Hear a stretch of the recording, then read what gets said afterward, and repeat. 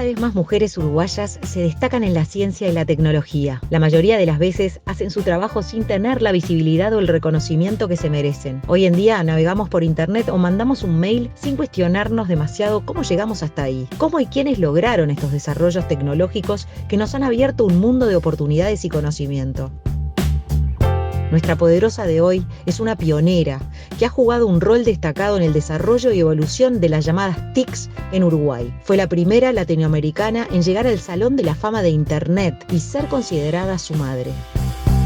Hoy conoceremos un poco más de Ida Holz.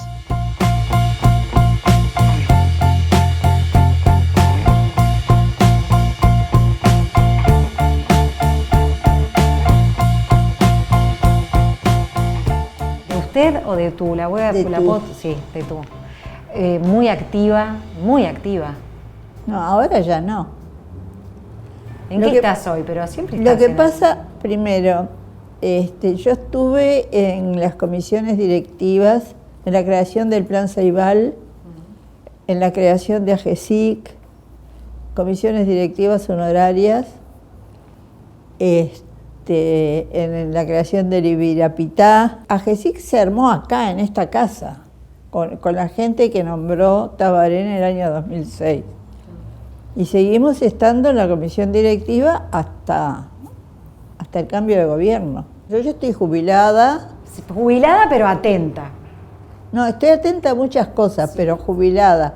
No, ahora me siento bastante mal porque, claro, yo tenía mucha actividad, estaba en AGESIC, todos esos lugares que dejamos de estar.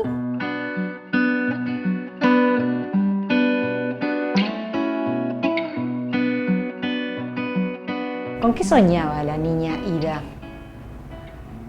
¿Con qué soñaba? No sé. Hay que tener en cuenta, yo soy huérfana de padre desde los 3 años. Me crié en una casa muy judía. Mi abuelo era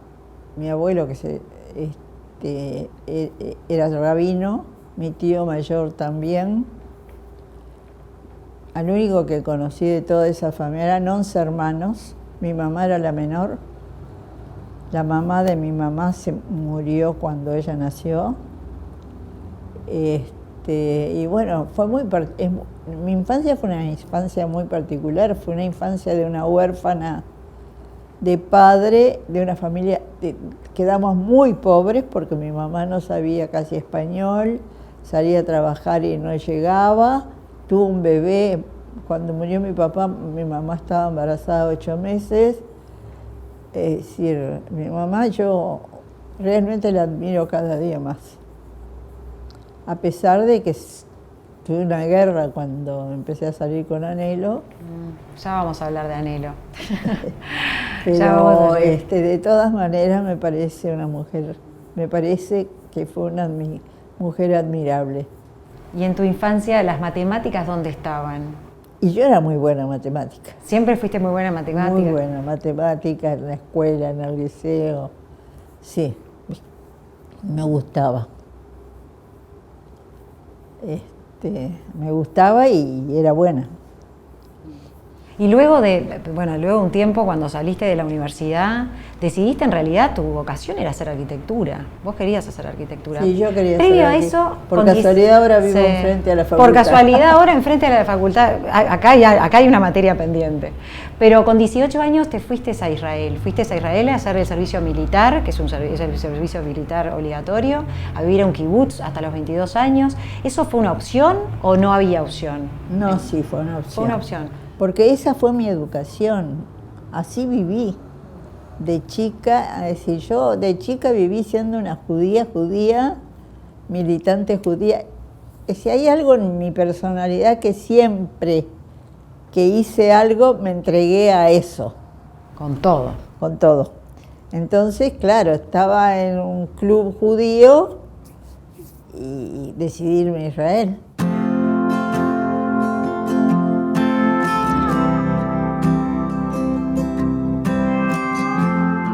¿Cómo se conocieron con Anhelo? Uy, esta es una historia que está bueno contar. Yo tenía una compañera de trabajo que quería conquistarse a Anhelo. Y una cena y entonces tenía, Anhelo estaba viviendo en una casa de inquilinato en la Ciudad Vieja y había otro pintor ahí que se llamaba Meraldi, que se murió en México.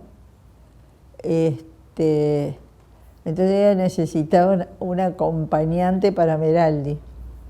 Así que vos en realidad fuiste... yo fui a hacerle pierna. De paleta con el otro. Yo fui a hacerle pierna. Pero, ¿y qué pasó? ¿Qué pasó entre las ciencias y las bellas artes? ¿Qué pasó? Que Anhelo, yo estaba con una blusa de aquellas de pañuelos que decía que tenía el Partenón. Y que tenía, no, el Partenón no, perdón, el Coliseo. Y lo primero que me dijo Anhelo cuando me conoció fue: ¿cómo me gustaría conocer Roma por dentro? Fue lo primero, así. Y ahí se acabó. Se acabó la ambición de mi amiga. Pero no, yo de ahí no acepté eso y no pasó nada, y como un mes después me empezó a ir a buscar al trabajo y ahí empecé a salir con él. ¿Vos ahí ya estabas trabajando en dónde? Estaba en asignaciones familiares. Estabas en asignaciones. Yo trabajo de los porque 14 años. Tú trabajabas de día y en parte es por eso que no pudiste estudiar arquitectura, porque te coincidían las horas de trabajo. A los 14 años salí a ver si hacía un poco de dinero, porque la casa en que vivíamos era un departamento de esos de corredores largos y se llovía. Cuando llovía había que poner 5 baldes en ese departamento. Y entonces yo a los 14 años le dije a mamá que quería trabajar y empecé a vender bolsitas de pimienta en las casas. Sí, una cosa que era realmente, qué locura, pero bueno, yo trataba de hacerlo para ayudar a mi madre. Y así que trabajando desde los 14 años y seguí trabajando. Después vinieron unos israelíes, de estos que venían a las organizaciones judías, y que yo sabía hebreo, había aprendido hebreo, entonces se les daba clases de español a los que hablaban hebreo. Eso habrá sido como a los 16 años, empecé con eso. Y después en un momento concursé en asignaciones familiares, gané el concurso. Antes había trabajado en una agencia de viajes. De todo. Y sí, tenía que aportar a mi casa, éramos muy pobres, muy pobres.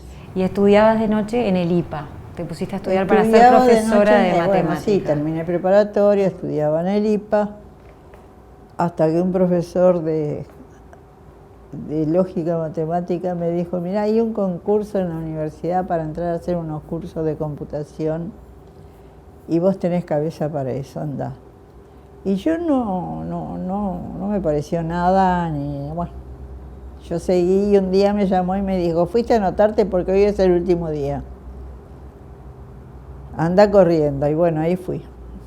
Y me concursé y me gané. Y allí entraste y fuiste parte de la primera generación de la Facultad de Ingeniería en computación. O sea, la palabra informática todavía no existía y muchas cosas más.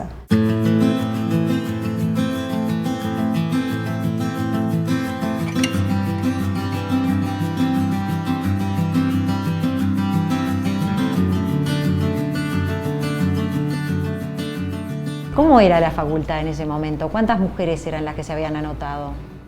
Mujeres en la carrera esa éramos 4. ¿Y qué sabían de computación? No sabíamos nada. Porque esa palabra no existía ni en el diccionario. Hubo un precurso. Eso fue.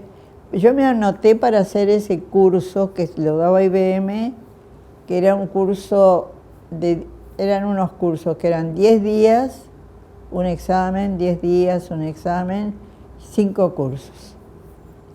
Y empezaron a las 7 de la tarde. En ese momento yo estaba en asignaciones familiares, me pedí permiso para ir entrar media hora antes, salir media hora antes, iba a la facultad y hacía el curso. A esa altura yo ya estaba viviendo con Anhelo. Ah, bueno, te fuiste a vivir con Anhelo. ¿Te casaste o te fuiste a vivir? Primero me fui a vivir, después me casé. ¿Cómo hiciste? Un día te agarraste, mamá, me voy. No, no le dije que me iba. Un día que no estaba, agarré mi ropa y una mesa de dibujo que tenía con unos amigos míos y me fui. Y le dejé una carta. Porque fue realmente una tragedia griega Sin duda. el tema que mi mamá no quería, pobrecita. Sufrió horrible. Claro, porque era salirse de la religión, Era salirse de todo lo que ella esperaba de mí. Me conseguía novios judíos. Sí, como viene Idishma, me quería. Pero era salirse de lo que ella esperaba de mí. A veces yo pienso, qué horrible que estuve con mi madre, pero bueno. ¿En algún momento pudiste hablarlo con ella? Lo hablé muchas veces y al final de su vida, que ella se fue a Israel, cuando yo estaba por volver de México, que vine a concursar el cargo que después tuve, en el 86, me dijo que se iba a ir a vivir a Israel, que estaba mi hermano en Israel. Y se fue a una residencia. Y cuando estaba muy mal, muy enferma, yo fui 3 veces a Israel a verla, y cuando estaba ya muy mal, un día me dijo, Anhelo es una buena persona, él no tiene la culpa. O sea, yo era la culpable de todo. Seguía sosteniendo que... Qué horrible. Porque yo, mientras estaba en México, le mandé 3 veces pasaje. Para que te vaya contigo. Ella estaba siempre a disgusto, pero estaba. Tampoco se enamoró de mis hijos. Tenía todo un rechazo como a toda la encerrado. situación.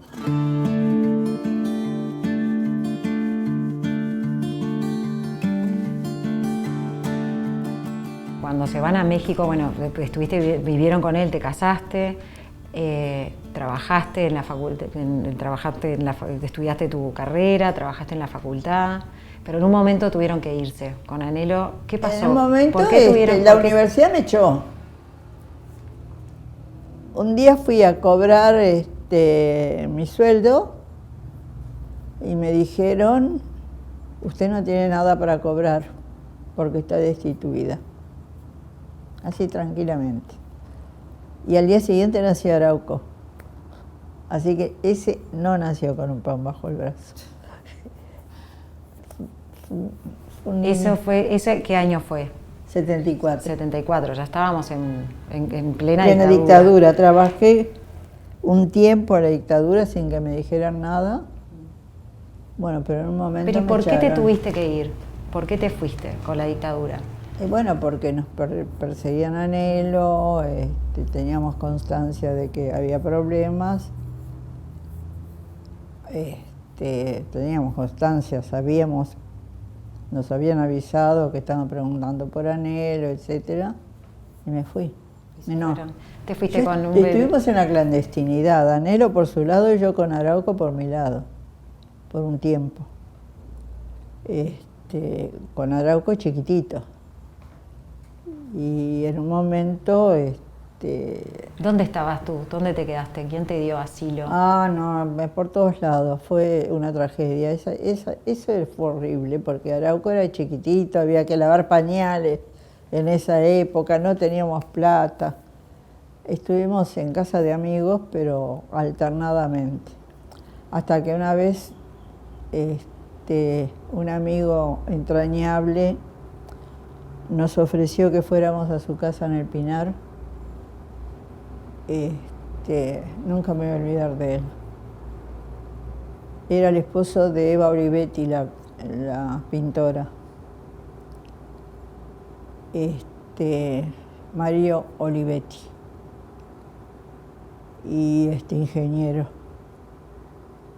Y bueno, nos fuimos para allá y ellos llegaban. Estábamos encerrados en la casa. Y ellos llegaban los viernes con comida para nosotros, con lo que necesitábamos.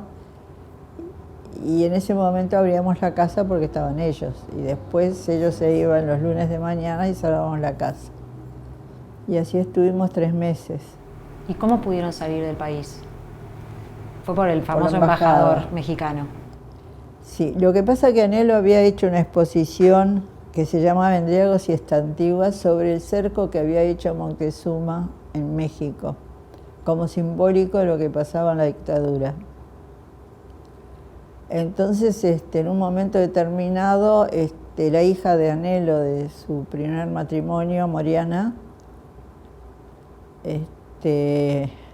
andaba suelta y tenía 2 hijos además, y Anhelo y ella decidieron que ella se iba a asilar y fueron a ver al embajador,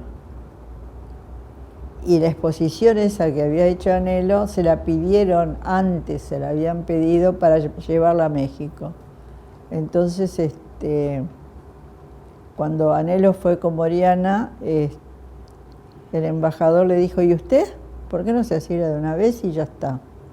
Y ahí Anhelo decidió que nos podíamos asilar, me vino a buscar y al día siguiente nos asilamos. Yo me embaracé en la embajada. Eso es maravilloso. Mira, Nina, estuve 5 meses en la embajada, llegué embarazada de Ayara.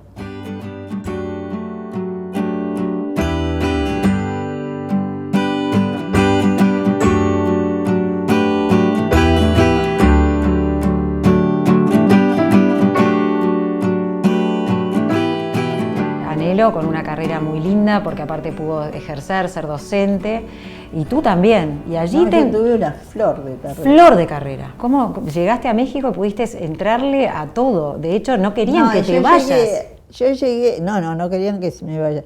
Sí, yo llegué a México, bueno, estábamos en un hotel, que nos daba México como parte del asilo, 2 meses. Y después nos fuimos a una casa. Yo ya había empezado a trabajar porque un uruguayo que ya había llegado antes que yo me había recomendado se llamaba en el ministerio, se llama Secretaría de Agricultura, en la sección, la Dirección General de Economía Agrícola. Y ahí entré embarazada de 6 meses. Y le dije al director cuando me entrevistó, le dije, mire que yo estoy embarazada. Me dice, sí, pero hasta que tenga, yo fui embarazada muy chiquita las 2 veces. Y no, le dije, mire que yo en 3 meses voy a tener un bebé. Dice, nosotros la vamos a ayudar, le vamos a dar una licencia, todo, usted necesita eso. Se porta maravilloso. Maravilloso. Y bueno, y ahí trabajé, y en la licencia que me dio, me mandó a un economista que quería hacer un modelo de economía de Cuernavaca, si podía hacerle un programa, porque él había hecho una encuesta, le hice el programa. Y después que nació Ayara, y yo estaba de licencia, me llamó y me dijo que fuera en 1 hora al Palacio Nacional, que me estaban esperando, porque iba a ir a la CEPAL, porque había que hacer un modelo de la economía mexicana, un programa. Me explicaron lo que querían, yo le dije que se podía modular y se podía hacer. Y en ese momento me contrataron y yo ganaba, en el trabajo donde estaba, en economía agrícola, ganaba $400 y ellos me ofrecieron 1.000. Wow. No lo podía creer. Yo después dije, soy una idiota, le hubiera pedido más. 1.500. Pero bueno, estaba tan enloquecida, y además México era muy barato, muy barato. Así que ahí los dos pudieron hacer carrera. Sí, y yo de ahí empecé a hacer carrera y terminé con un cargazo un cargo de directora. ¿Por qué entonces, y eso es una pregunta que a muchas personas le hago cuando me hablan del exilio, hay un momento que el corazón tira, la patria llama y uno quiere volver a su país, volver a casa? Mira, te voy a explicar. ¿Por qué? Nosotros estamos fascinados con México. México es un país maravilloso. Ni que hablar para Anhelo, que es un país para la cultura, con museos extraordinarios, todo lo que quieras. Pero siempre te queda esa cosa de que vos te fuiste obligado. Me acuerdo que cuando me ofrecieron un cargo altísimo, la coordinación del Sistema Nacional de Información. Y me lo ofreció Salinas de Gortari, que era el candidato que iba a ser presidente, porque había sido mi jefe. Y yo le dije que no, porque nos estábamos por ir. Me dijo, Ida, ¿cómo te vas a ir? No estás bien. Te estoy ofreciendo, nunca vas a tener un cargo así, etcétera. Le dije, primero, que yo era extranjera y el Sistema Nacional de Información me parecía que no correspondía a un extranjero. Pero segundo, que yo había llegado a México sin elección, es decir, México porque daba asilo, y que yo creía firmemente que México merece ser elegido. Con lo cual, bueno, me dijo que era una tonta, no sé qué. Estuvo en Uruguay de visita ya siendo presidente y preguntó por mí. Me estuvieron buscando. ¿Y dónde estabas cuando vino él como presidente? Lo fui a ver. Lo fuiste a ver. Lo fui a ver, sí. ¿En qué año fue eso? Y bueno, yo volví en el 87, había sido en el 89 más o menos que vino él. Lo que pasa es que también había que aguantar trabajar en esos cargos altos. Sí, eran muy exigentes. Ah. Una corrupción. Así que volvieron y volviste al Uruguay. No, vine antes a concursar el cargo de directora del Servicio Central de Informática. Y lo ganaste. Y lo gané. Por suerte, porque gracias a 20 años en esa gestión empezamos nosotros habíamos decidido que si no teníamos trabajo no volvíamos. Anhelo no quería venir. Para Anhelo aquello era el paraíso. Obvio. Era ¿Cómo paraíso. lo convenciste? No, comprometí. Yo me vine con mis hijos y él se vino detrás. No le quedó otra. Volvieron en el 85, vieron que la cosa no les gustaba, pero después se terminaron de decidir y venir e instalarse con tu trabajo como directora, empezando a incursionar en lo que era el correo electrónico. Sí. Que sí. En realidad correo electrónico después entendimos que era internet, pero en su momento era correo electrónico. No es lo mismo. No es lo mismo. No es pero lo mismo. ¿ustedes querían desarrollar internet o esto fue un camino? No, eso fue todo una serie de acontecimientos.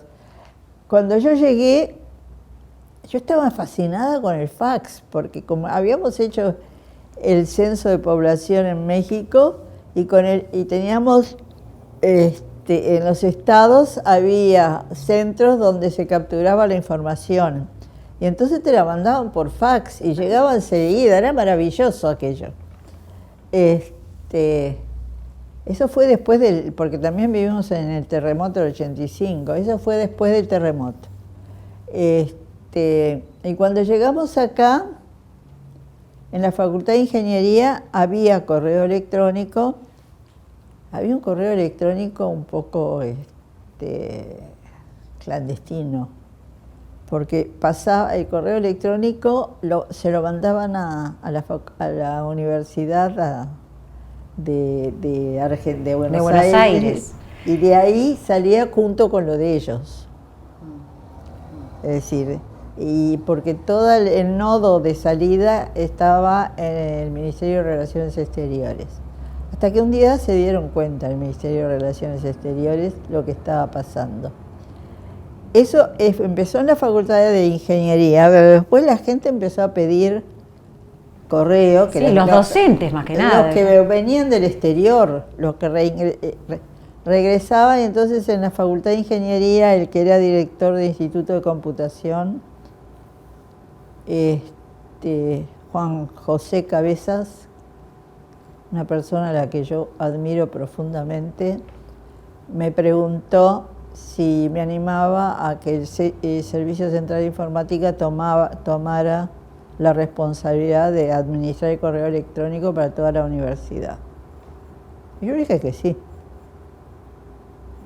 tranquilamente.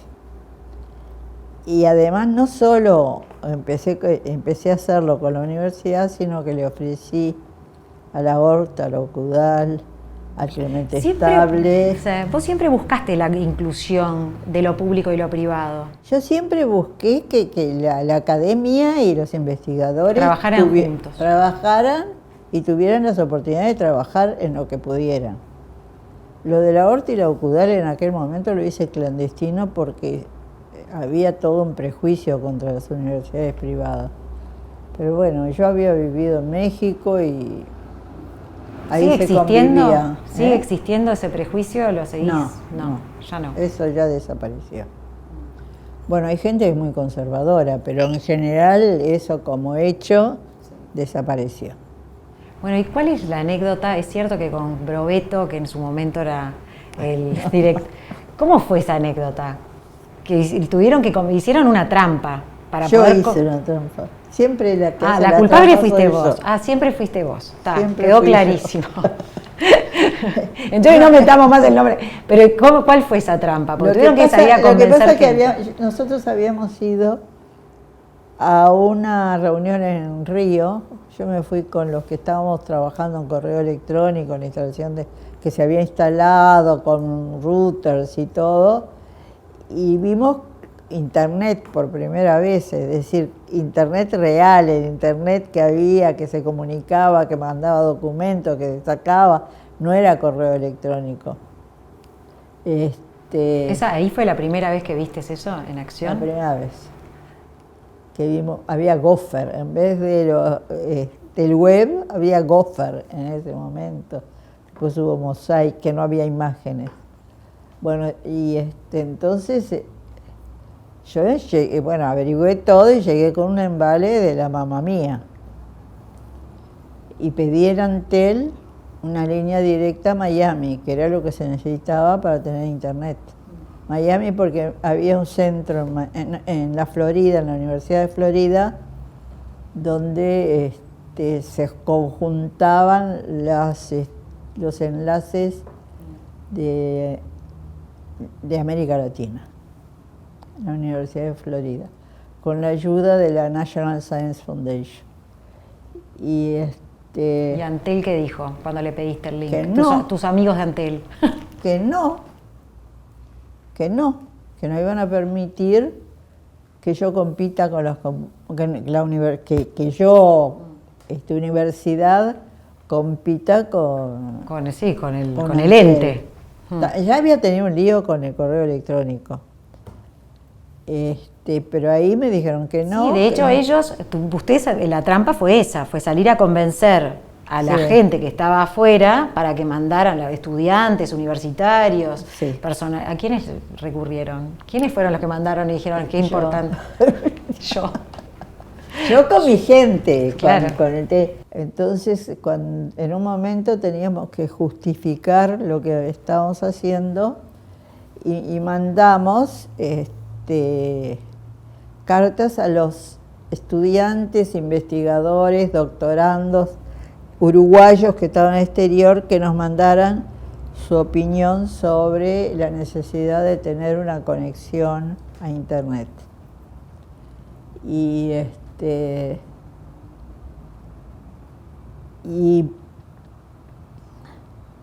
nos mandaron todos a favor, porque era evidente que se necesitaba y que ya en el mundo existía.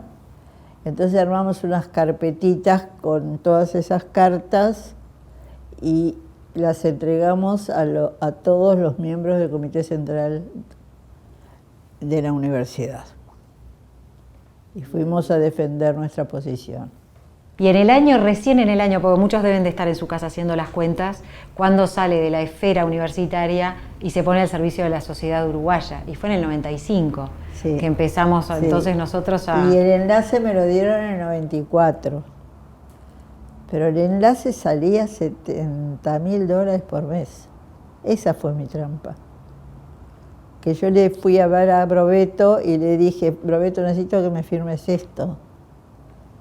Y me dice, ¿qué es esto? Mira, es un contrato con Antel para tener internet. No lo leyó. Y lo firmó. Menos mal que no leyó. Mira. Yo no sé qué hubiera Menos mal que hecho. creyó en vos.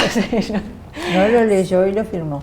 Esa fue la trampa. Y también después en algún momento también propusiste la unión de América Latina, porque no solamente Uruguay jugó un papel importante. Eso fue en Río. Cuando estuve en sí. Río, cuando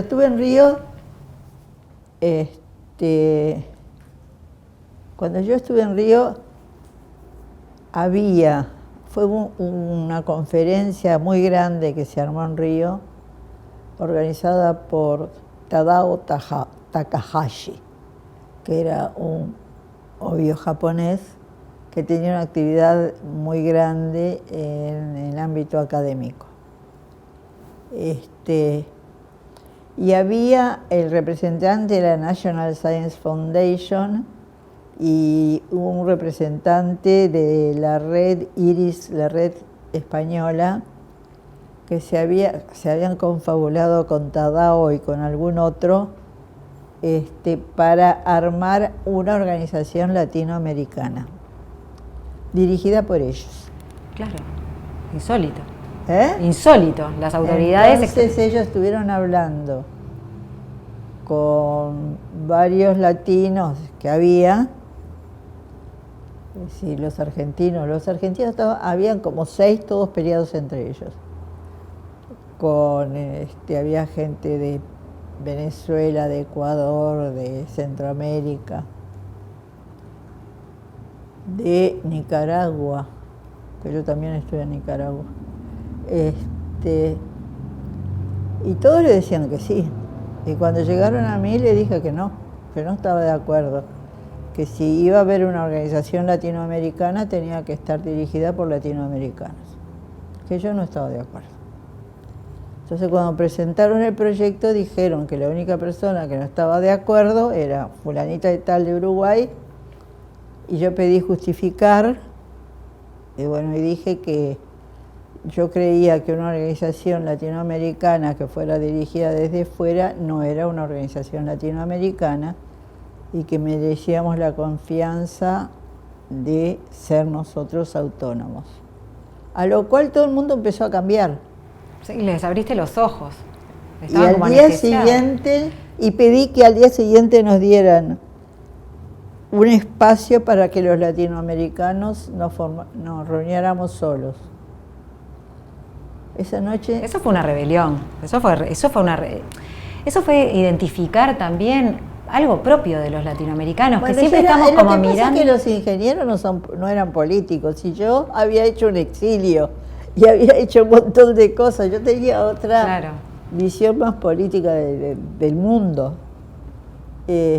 No era ningún mérito, era tenía otra vida. Y esa pequeña gran diferencia para los que estamos por fuera, ¿qué significaba? ¿Qué significaba tener las autoridades de otros continentes en pleno...? Significaba que éramos unos estúpidos que no podíamos dirigirnos a nosotros mismos.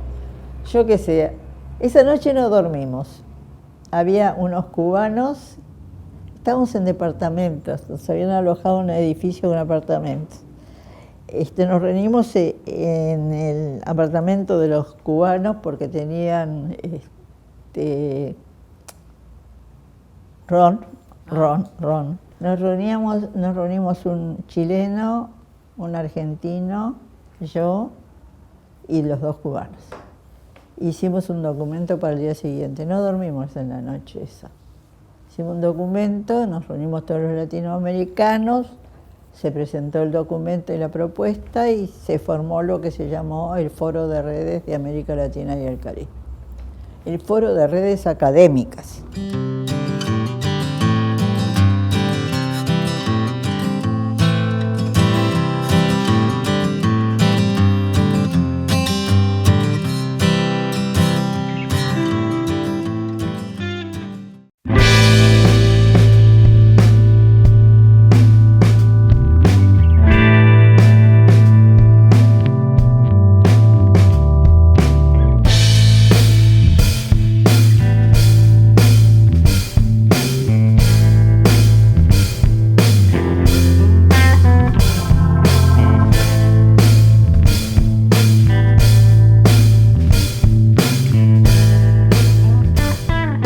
¿Sos de consumir tecnología? ¿Un iPhone, Android? Sí, eso tengo todo, obvio. Yo siento que en este momento yo quedé atrasada con el software, porque bueno, me fui, Anelo se murió en el 2010 y yo en el 2011 dejé la dirección. Quedé como asesorando sobre las cosas internacionales y bueno, ya no estaba más, ya no era una informática tecnológica, era una informática ejecutiva. Y en México también. Tuve una dirección de 250 fulanos. Todo es grande en México. Todo es grande en México. Sí, hay mucha gente. Hay un barrio de la Ciudad de México que tiene 3.200.000 habitantes. Un poquito más que en Uruguay, solo un barrio. Imagínate. Un barrio, tiene 3.200.000, Naucalpan se llama. Sí. También esto de la pandemia tiene mucho que ver con que tenemos una densidad mucho menor que los otros países latinoamericanos. Así que esas cositas nos aseguraron un poquito del éxito. Y tenemos mucho menos pobreza que los otros países latinoamericanos.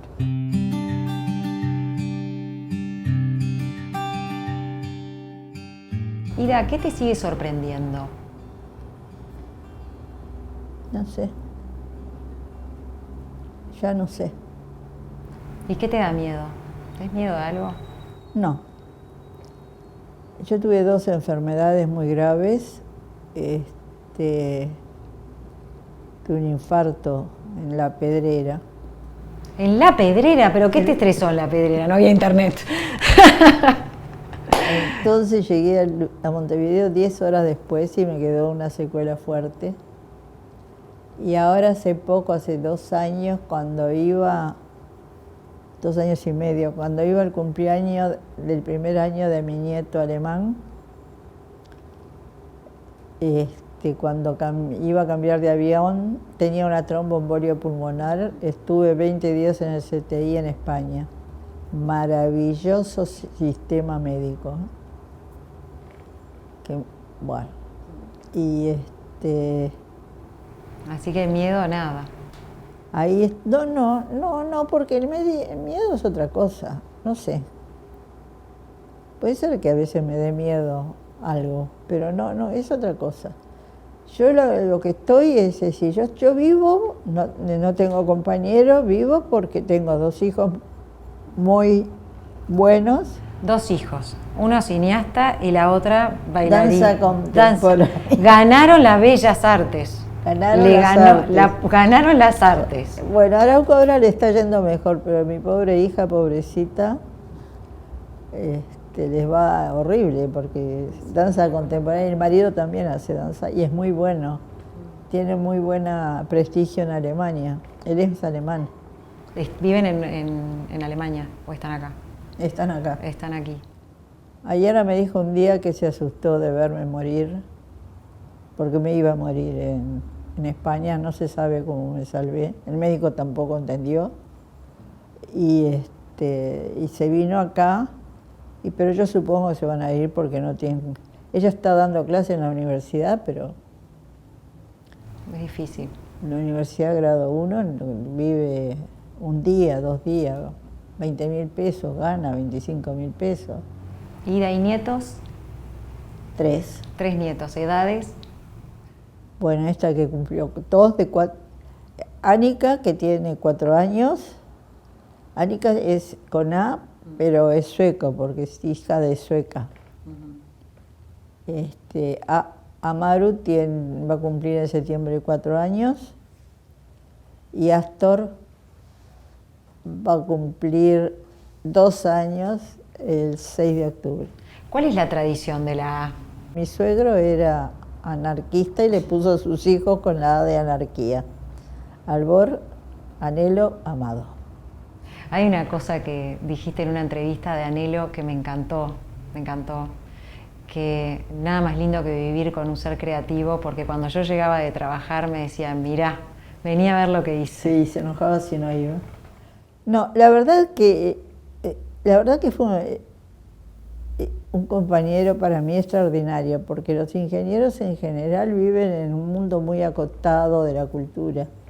Y bueno, con Anhelo era imposible vivir así, ¿no? Y entonces me abrió muchos campos del conocimiento, mucho amor a ir a un museo, a Anhelo, que no le gustaba levantarse temprano, pero por ejemplo en París, que estuvimos 2 meses, se levantaba a las 7 de la mañana, y yo había comprado una cocinita chiquitita de gas para hacer el desayuno en el hotel.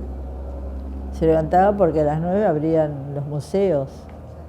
Y una vuelta en el Louvre nos pasó que a las 5 de la tarde cerraron el museo y no estábamos adentro.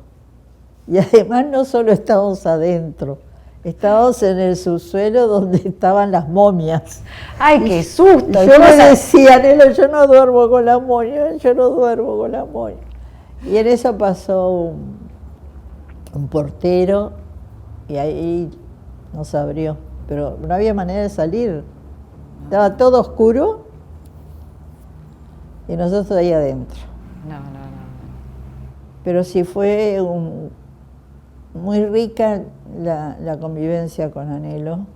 Fue un compañero que te generaba mucha necesidad de ver cosas culturales. Era además un ser muy simpático, muy agradable, muy buen padre. Y bueno, lamentablemente se fue.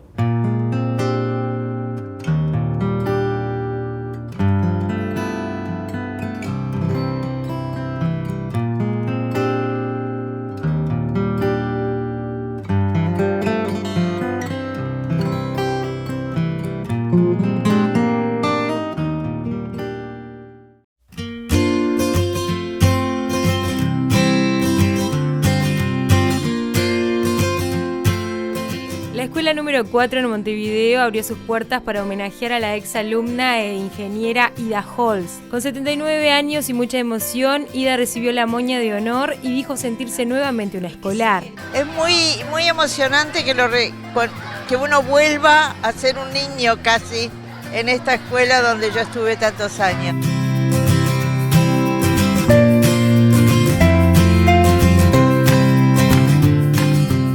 Una de las cosas que te hizo volver también un poco a tu esencia fue ese premio que te dieron de la moña en tu escuela, en la número 4. Sí. ¿Cómo fue volver a tu escuela, a recibir esa distinción? Digo, me han dado muchos premios, sí, pero ese premio para mí fue muy emocionante, porque realmente fue muy emocionante charlar con los niños, que me preguntaban cosas. ¿Qué te decían los niños?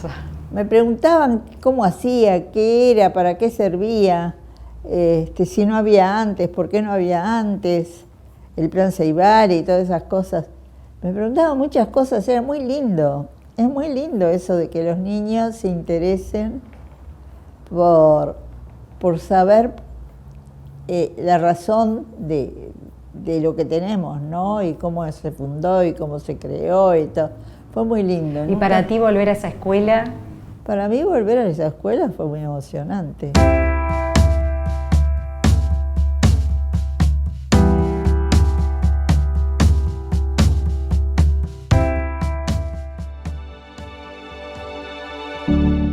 Instrumental in development of first networks that underpinned the internet in Latin America. Please welcome Ida Holz.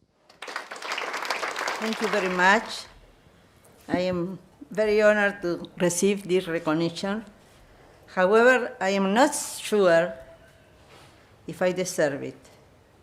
I think there are so many people that have contributed to the growth and expansion of internet that it is very, very difficult to choose who deserves it. Ida, no quiero dejar de mencionar tu premio. Yo sé que los premios, el mejor es el de la escuela, por eso te lo nombré, porque sé que te emociona mucho.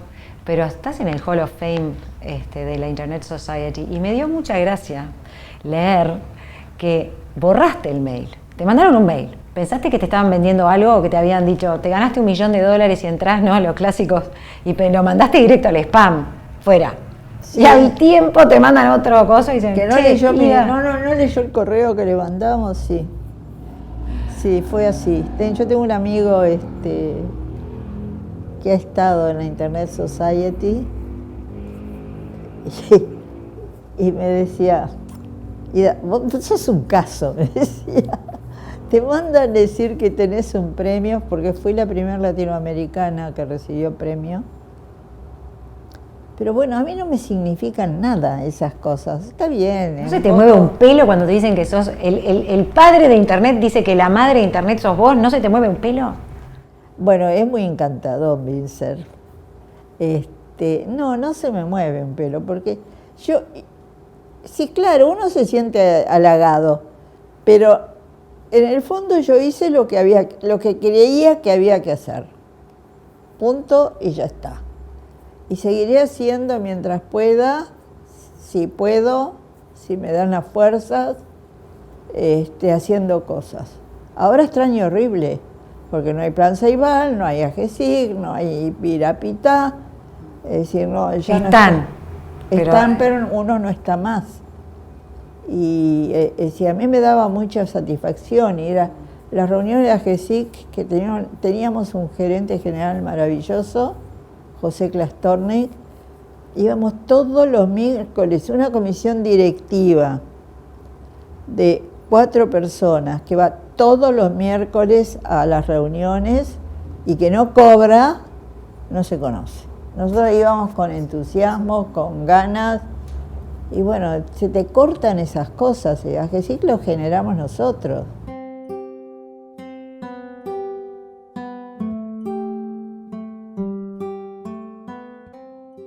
Sé que no te gusta el nombre del programa porque nos dijiste, pero yo te voy a preguntar, y también sé que te voy a hacer una pregunta que no te va a gustar, pero te la voy a preguntar igual porque vos vas a saber surcarla. ¿Cuál es el poder de Ida? No sé cuál es el poder de Ida, yo no tengo poder. Yo no sé cuál es el poder de Ida. ¿Qué querés que te diga? ¿Qué querés que te diga?